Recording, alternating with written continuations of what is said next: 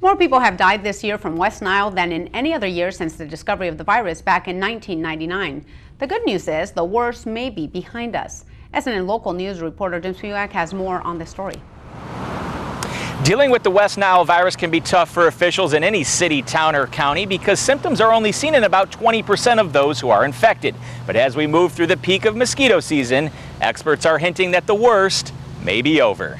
If you have a lot of mosquitoes and a lot of infected birds together, then you have a greater threat. Nationwide, 118 people have lost their battle this year against that threat, the threat of the West Nile virus. It certainly causes us to pause for a moment and think about how we prepare for that in our own community. More than 2,600 people have contracted West Nile during the nation's worst outbreak since the virus was discovered 13 years ago. You're going to have different elements, a lot of different variables, and it takes them all just to be just right to have a lot of overlap and bridge vectors transmitting to humans. But as officials across the country are now hinting that the worst may be over with, local leaders say this year was never a big concern. As far as West Nile goes this year, we're tracking about the same level of virus in our sentinel populations as last year, a very low level.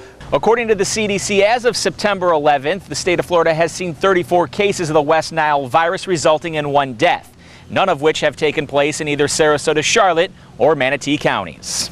If you do not have a large mosquito population, chances are you're probably not going to have a large disease transmission. Because mosquito season in Florida is never really over, mosquito control is still keeping a watchful eye on at least 34 species. Now, we did have a lot of rain, so I would expect more populations, or higher populations, but we're just not seeing that.